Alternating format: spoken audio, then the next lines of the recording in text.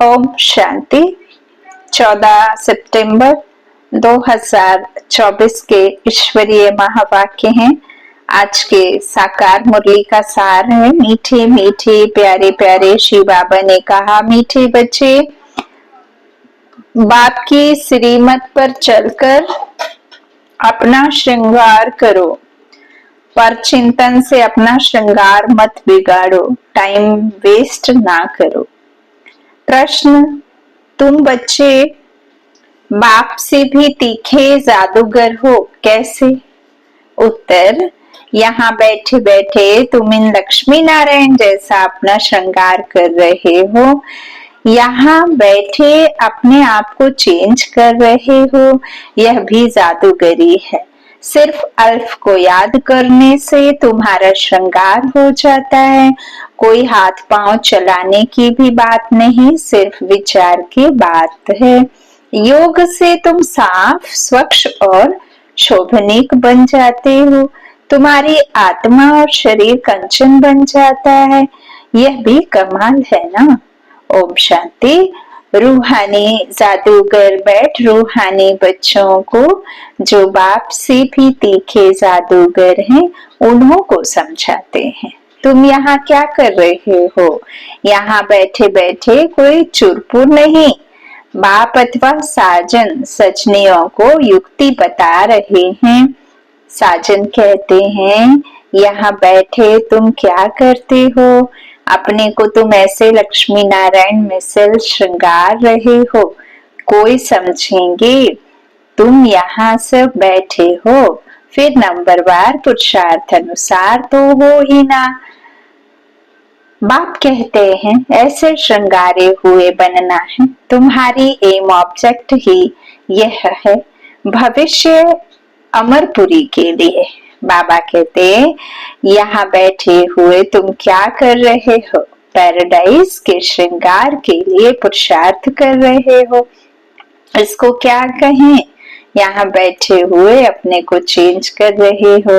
उठते बैठते चलते बाप ने एक मनमना भव की चाबी दे दी है। बस एक सिवाय इसके और कोई भी फालतू बातें सुन सुनाकर टाइम वेस्ट मत करो। तुम अपने ही श्रृंगार में लगे रहो, दूसरा करता है व नहीं, इसमें तुम्हारा क्या जाता है? तुम अपने पुरुषार्थ में रहो। कितनी समझ की बातें हैं। कोई नया सुनेगा तो जरूर वंडर खाएगा। तुम्हारे में कोई तो अपना श्रृंगार कर रहे हैं, कोई तो और ही बिगाड़ रहे हैं, पर चिंतन आदि में समय वेस्ट करते रहते हैं। बाप बच्चों को समझाते हैं, तुम सिर्फ अपने को देखो कि हम क्या कर रहे हैं। बहुत छोटी युक्ति बताई है, बस एक ही अक्षर है, मनमना भव। तुम यहाँ बैठे हो, परंतु बुद्धि में है कि सारी सृष्टि का चक्र कैसे फिरता है। अभी फिर से हम विश्व का श्रृंगार कर रहे हैं। तुम कितने पद्मा पदम भाग्यशाली हो। यहाँ बैठे बैठे तुम कितना कार्य करते हो, विचार की बात है। तुम कहेंगे, हम यहाँ बैठे ऊंचते ऊंच विश्व का श्रृंगार कर रहे हैं। बाबा कहते हैं, यहाँ बैठे बैठे तुम कितना कार्य करते हो। कोई हाथ पांव तो चलाने की बात ही नहीं है, सिर्फ विचार की बात है। तुम कहेंगे, हम यहाँ बैठे ऊंचते ऊंच विश्व का श्रृंगार कर रहे हैं। मनमना भव का मंत्र कितना ऊंच है। इस योग से ही तुम्हारे पाप भस्म होते जाएंगे और तुम साफ बनते बनते फिर कितने शोभनीक हो जाएंगे। अभी आत्मा पतित है तो शरीर की भी हालत देखो क्या हो गई है। अब तुम्हारी आत्मा और काया कंचन बन जाएगी। यह कमाल है ना। तो ऐसा अपना श्रृंगार करना है, दैवी गुण भी धारण करने हैं। बाप सभी को एक ही रास्ता बताते हैं, अल्फ बे। सिर्फ अल्फ की बात है। बाप को याद करते रहो तो तुम्हारा श्रृंगार सारा बदल जाएगा। बाप से भी तुम बड़े जादूगर हो, तुमको युक्ति बताते हैं कि ऐसा ऐसा करने से तुम्हारा श्रृंगार बन जाएगा, अपना श्रृंगार ना करने से तुम मुक्त अपने को नुकसान पहुंचाते हो, मुफ्त में ही अपने को क्या करते हो, नुकसान पहुंचाते हो। अब श्रृंगार कोई शारीर का श्रृंगार करने की बात नहीं कही बाबा, सदा महावाक्यों में आत्मा का श्रृंगार करने की बात करते हैं। यहाँ इस शरीर रूपी चित्र का चित्रण बाबा नहीं कर रहे हैं, बाबा आत्मा रूपी चरित्र का चित्रण कर उस आत्मा में जो अवगुण है उसमें वापस क्या कर रहे, चरित्रहीन को चरित्रवान बना रहे हैं। श्रृंगार 16 श्रृंगार आत्मा का कर रहे हैं, है ना, सूरत नहीं सीरत। तो बाबा कहते इस तरह से तुम्हारा सारा श्रृंगार जो बिगड़ गया ना उसके करने के लिए, तो बाबा कहते तुमको याद करते करते, बाबा की याद में रहते रहते तुम्हारा श्रृंगार हो जाएगा, है ना। तो इतना तो समझते हो, हम भक्ति मार्ग में बाबा क्या कहते हैं कि अपना श्रृंगार ना करने से क्या हुआ है। बाप से भी तुम, बाबा ने बताया बड़े जादूगर हो, तो तुमको युक्ति बताते हैं कि ऐसा ऐसा करने से तुम्हारा क्या होगा, श्रृंगार बन जाएगा। अपना श्रृंगार ना करने से तुमने क्या किया, अपने को मुफ्त में नुकसान पहुंचा लिया। इतना तो समझते हो, हम भक्ति मार्ग में क्या क्या करते थे, सारा श्रृंगार ही बिगाड़ कर क्या बन गए हो। अब एक ही अक्षर से, बाप की याद से तुम्हारा श्रृंगार होता है। बच्चों को कितना अच्छी रीति समझाकर फ्रेश करते हैं। यहाँ बैठे तुम क्या करते हो, याद की यात्रा में बैठे हो, अगर कोई का ख्याल और तरफ होगा तो श्रृंगार थोड़े ही होगा। तुम श्रृंगारे हो तो फिर औरों को भी रास्ता बताना है। बाप आते ही हैं हमारा ऐसा श्रृंगार बनाने। कमाल शिव बाबा आपकी, आप हमारा कितना श्रृंगार करते हो, उठते बैठते चलते हमको अपना श्रृंगार करना है। कोई तो अपना श्रृंगार कर फिर दूसरों को भी करते हैं, कोई तो अपने भी श्रृंगार नहीं करते तो दूसरों का भी श्रृंगार बिगाड़ते रहते, फालतू बातें सुनाकर उनकी अवस्था को भी नीचे गिरा देते हैं। खुद भी श्रृंगार से रह जाते हैं तो दूसरे को भी रहा देते हैं। तो अच्छी रीति सोच विचार करो, बाबा कैसे कैसे युक्ति बताते हैं। भक्ति मार्ग के शास्त्र पढ़ने से युक्तियां नहीं आती हैं। शास्त्र तो हैं भक्ति मार्ग के, तुमको कहते हैं तुम क्यों शास्त्रों को नहीं मानते हो। बोलो हम तो सब मानते हैं, आधा कल्प भक्ति की है, शास्त्र पढ़ते हैं तो कौन नहीं मानेंगे। रात और दिन होते हैं तो जरूर दोनों को मानेंगे ना। यह है बेहद का दिन और रात। बाप कहते हैं मीठे बच्चों तुम अपना श्रृंगार करो, टाइम वेस्ट मत करो, टाइम बहुत थोड़ा है। तुम्हारी बड़ी विशाल बुद्धि चाहिए, आपस में बहुत प्रेम होना चाहिए, टाइम वेस्ट नहीं करना चाहिए, क्योंकि तुम्हारा टाइम तो बहुत वैल्यूबल है। कौड़ी से हीरे जैसा तुम बनते हो, मुफ्त में इतना थोड़े ही सुन रहे हो। कोई कथा है क्या, बाप अक्षर ही एक सुनाते हैं। बड़े बड़े आदमियों को जास्ती बात थोड़े ही करनी चाहिए। बाप तो सेकंड में जीवन मुक्ति का रास्ता बताते हैं। यह है ही उच्च श्रृंगार वाले, तब तो उनके ही चित्र हैं जिनको बहुत पूजते रहते हैं। जितना बड़ा आदमी होगा उतना बड़ा मंदिर बनाएंगे, बड़ा श्रृंगार करेंगे। आगे तो देवताओं के चित्र पर हीरे का हार पहनाते थे। बाबा को तो अनुभव है ना, ब्रह्मा बाबा को। बाबा ने खुद हीरे का हार बनाया था लक्ष्मी नारायण के लिए। बाबा तो खुद जौहरी थे ना, व्यापारी थे हीरे के, तो उन्हें तो सब कुछ पता है। तो वास्तव में तो उन्होंने जैसा यहाँ पहरवाइज कोई बना ना सके, अभी तुम बना रहे हो नंबरवार पुरुषार्थ अनुसार। तो बाप समझाते हैं बच्चे टाइम वेस्ट ना करो, अपना टाइम वेस्ट ना करो, ना औरों को करो। बाप युक्ति बहुत सहज बताते हैं, मुझे याद करो तो पाप मिट जाए। याद बिगर इतना श्रृंगार हो न सके, तुम यह बनने वाले हो ना, देवी स्वभाव धारण करना है। इसमें कहने की भी दरकार नहीं, परंतु पत्थर बुद्धि होने कारण सब समझाना पड़ता है। 1 सेकंड की बात है।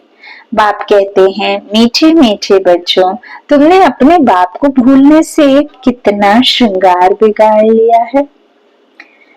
श्रृंगार बिगाड़ दिया है। बाप तो कहते हैं चलते फिरते श्रृंगार करते रहो, परंतु माया भी कम नहीं है। कोई कोई लिखते हैं, बाबा आपकी माया बहुत तंग करती है। अरे हमारी माया कहाँ है, यह तो खेल है ना।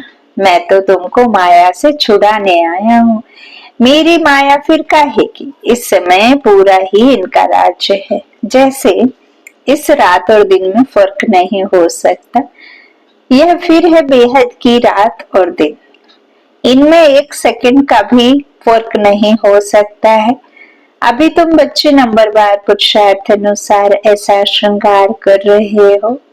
बाप कहते हैं चक्रवर्ती राजा बनना है तो चक्र फिराते रहो, भलगृहस्थ व्यवहार में रहो। इसमें सारा बुद्धि से काम लेना है। आत्मा में ही मन बुद्धि है। यहाँ तुमको बाहर का गोरख धंधा कुछ भी नहीं है। यहाँ आते ही हो तुम अपने को श्रृंगारने, रिफ्रेश होने, बुद्धि को फ्रेश करने, बुद्धि में जमी मैल को खत्म करने। ब्रेन वॉश गीता से होता है। जितना कचरा भरा है वो सब ब्रेन का बाबा ही आकर निकालते हैं। तो इस तरह बाबा कहते हैं रिफ्रेश होने। बाप पढ़ाते तो सबको एक ही जैसा है और एक के द्वारा ही पढ़ाते हैं। यहाँ बाबा पास आते हैं, नई नई पॉइंट्स सम्मुख सुनने, फिर घर में जाते हैं तो जो कुछ सुना है वो बाहर निकल जाता है। यहाँ से बाहर निकलने से ही झोली झांक लेती है। जो सुना उस पर मनन चिंतन नहीं करते हैं। तुम्हारे लिए तो यहाँ एकांत की जगह बहुत है ना। मधुबन में बाबा कहते कितनी जगह है ना, और ना तो काम करना कुछ करना, बस आराम से सिर्फ याद में रहना, मनसा सेवा करना, मनसा वाचा कर्मणा, बाबा कहते विश्व कल्याण करना है।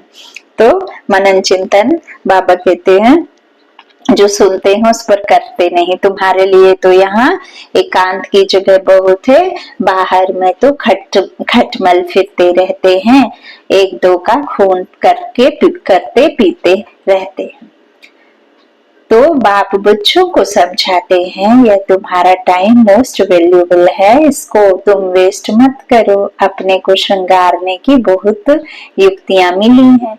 मैं सबका उद्धार करने मैं आया हूँ तुमको विश्व की बादशाही देने।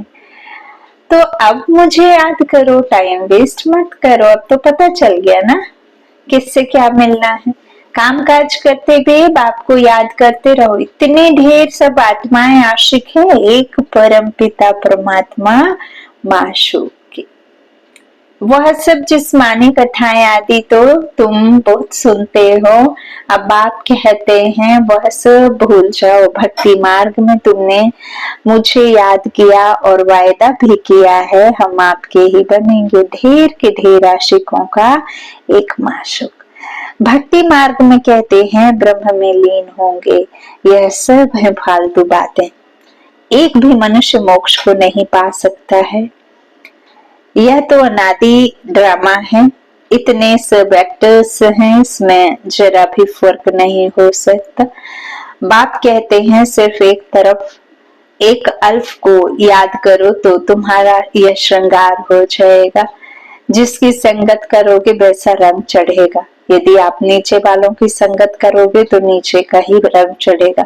यदि आप ऊपर वाले की संगत करोगे, ऊपर वाले को याद करोगे तो उसके गुण तुम्हारे में आने शुरू हो जाते हैं। तो इस तरह बाप बैठ बच्चों को समझाते हैं कि तुम अल्फ को याद करो तो तुम्हारा यह श्रृंगार हो जाएगा, है ना। अभी तुम यह बन रहे हो। स्मृति में आता है अनेक बार हमने यह श्रृंगार किया है। कल्प कल्प बाबा आप आएंगे, हम आपसे ही सुनेंगे। कितने गुहा गुहा पॉइंट्स हैं। बाबा ने युक्ति बहुत अच्छी बताई है। वारी जाऊं ऐसे बाप पर, आशिक माशुक भी सब एक जैसे नहीं होते। यह तो सभी आत्माओं का एक ही माशुक है, जिस्मानी कोई बात नहीं। परंतु तुम्हें संगम युग पर ही बाप से यह युक्ति मिलती है। कहाँ भी तुम जाओ, खाओ पियो, घूमो फिरो, नौकरी करो, हाँ बच्चे संभालो, सब कुछ करो। बाबा कहते लेकिन इन सब के चलते मुझे मत भूलो। मुझे याद करो, याद करते हुए कर्म करो। तो बाबा कहते ये मत करो कि ऐसे को तो कोई भी पिता नहीं कहेगा कि घूमो फिरो नहीं, खाओ पियो नहीं। हाँ, बाबा कहते घूमो फिरो मस्त रहो, स्वास्थ्य का भी ध्यान रखो, लेकिन मेरा ध्यान करते हुए, तभी तो बाबा ध्यान रखेंगे ना। तो बाबा कहते इस तरह से कुछ भी करो लेकिन याद में करो। आत्माएं सब एक माशूक की आशिक हैं, बस उनको ही याद करते रहो। कोई कोई बच्चे कहते हैं हम तो 24 घंटे याद करते रहते, परंतु सदैव तो कोई कर नहीं सकते। बाबा कहते हैं जब वो स्टेज सबकी आ जाएगी ना, सब तरफ चारों तरफ लाइट ही लाइट, खुद को लाइट देखेंगे, सबको लाइट देखेंगे, जहाँ दिखेगा लाइट, अशरीरी महसूस करेंगे 24 घंटे, तब वो अवस्था आएगी कर्मातीत। लेकिन एक की होने से नहीं, सबकी होनी है ना। तो इस तरह बाबा बैठ समझाते हैं, कहते हैं कि 24 घंटे तो कोई याद कर ना सके, बहुत में बहुत 2-2.5 घंटे तक जास्ती अगर लिखें तो बाबा मानता नहीं। दूसरे को स्मृति दिलाते नहीं तो कैसे समझे तुम याद करते हो? क्या कोई डिफिकल्ट बात है? कोई इसमें खर्चा है, मेहनत है, पैसा खर्च करना है? नहीं ना, तो कुछ भी नहीं है। बस बाबा को याद करते रहो तो तुम्हारे पाप कट जाए। ठीक वैसे ही जैसे अपने प्रेमी को अपने 100 लोगों की भीड़ में बाहों में उठा लेते हो, घुमा लेते हो, उससे बातें कर लेते हो, हाँ, जबकि वो पास नहीं होती फिर भी। तो इस तरह बाबा कहते हैं कोई खर्चा नहीं है, बस बाबा को याद करते ही रहो तो तुम्हारे पाप कट जाए। दैवी गुण भी धारण करने हैं, पतित कोई शांति धाम व सुख धाम में जा ना सके। बाप बच्चों को कहते हैं अपने को आत्मा भाई भाई समझो। 84 जन्मों का पाठ अभी पूरा होता है, यह पुराना चोला छोड़ने का। ड्रामा देखो कैसा बना हुआ है, तुम जानते हो। नंबरवार पुरुषार्थ अनुसार दुनिया में तो कोई कुछ भी नहीं समझते। हर एक अपने से पूछे कि हम बाप की मत पर चलते हैं, चलेंगे तो श्रृंगार भी अच्छा होगा। एक दो उल्टी बातें सुनाकर अथवा सुनकर अपना श्रृंगार भी बिगाड़ देते हैं, तो दूसरे का भी बिगाड़ देते हैं। बच्चों को तो इसी धुन में लगा रहना है कि हम ऐसे श्रृंगारधारी कैसे बने। बाकी तो जो कुछ है वह ठीक है, सिर्फ पेट के लिए रोटी आराम से मिले। वास्तव में पेट जास्ती नहीं खाता। भले तुम सन्यासी हो परंतु राजयोगी हो, ना बहुत ऊंचा ना नीचा। खाओ भल परंतु ज्यादा ही ना जाओ, आदत ना पड़ जाए। यही एक दो को याद दिलाओ। श्री बाबा याद है, वर्षा याद है, संबंध याद है, विश्व की बादशाही का श्रृंगार याद है। विचार करो, यहाँ बैठे बैठे तुम्हारी क्या कमाई है? इस कमाई से अपार सुख मिलता है। सिर्फ याद की यात्रा से और कोई तकलीफ नहीं। भक्ति मार्ग में मनुष्य कितने धक्के खाते हैं। अभी बाप आए हैं श्रृंगार में, तो अपना अच्छी रीति ख्याल करो, भूलो मत। माया भुला देती है, फिर टाइम बहुत वेस्ट करते हैं। तुम्हारा तो यह बहुत वैल्यूएबल टाइम है। पढ़ाई की मेहनत से मनुष्य क्या से क्या बन जाते हैं। बाबा कहते हैं तुमको और बाबा तुमको और कोई तकलीफ नहीं देते हैं, सिर्फ कहते हैं मुझे याद करो। कोई भी हिसाब, कोई भी किताब आदि उठाने की दरकार नहीं। बाबा कोई किताब उठाता है क्या? बाप कहते हैं मैं आकर इस प्रजापिता ब्रह्मा द्वारा अडॉप्ट करता हूँ। प्रजापिता है ना, तो इतनी कुकवंशावली प्रजा कैसे होगी? समझना है ना, तो बच्चे अडॉप्ट होते हैं। वर्षा बाप से मिलना है। बाप ब्रह्मा द्वारा अडॉप्ट करते हैं, इसलिए उनको माता पिता कहा जाता है, यह भी तुम जानते हो। बाप का आना बड़ा एक्यूरेट है, एक्यूरेट टाइम पर आते हैं, एक्यूरेट टाइम पर जाएंगे। दुनिया की बदली तो होनी ही है, प्रकृति तो परिवर्तन होना ही है। तो इस तरह अभी बाप तुम बच्चों को कितनी अक्ल देते हैं, समझ देते हैं, है ना। बाप की मत पर चलना है। एक्यूरेट स्टूडेंट जो पढ़ते हैं वही बुद्धि में चलना है। तुम भी यह संस्कार ले जाते हो, जैसे बाप में संस्कार है वैसे तुम्हारी आत्मा में भी यह संस्कार भरते हैं। फिर जब यहाँ आएंगे तो वही 4 पार्ट रिपीट होगा, नंबरवार पुरुषार्थ अनुसार आएंगे। अपने दिल से पूछो कितना पुरुषार्थ किया है आपने को श्रृंगारने का, टाइम कहाँ वेस्ट तो नहीं किया है। बाप सावधान करते हैं, वाहियात बातों में कहाँ भी टाइम ना गवाओ। बाप की श्रीमत याद रखो, मनुष्य मत पर ना चलो। तुमको यह पता थोड़े ही था कि हम पुरानी दुनिया में हैं। बाप ने बताया है कि तुम क्या थे। इस पुरानी दुनिया में कितने अपार दुख हैं, यह भी ड्रामानुसार पाठ मिला हुआ है। ड्रामानुसार अनेक विघ्न भी पड़ते हैं। बाप समझाते हैं बच्चे, यह ज्ञान और भक्ति का खेल है, वंडरफुल ड्रामा है।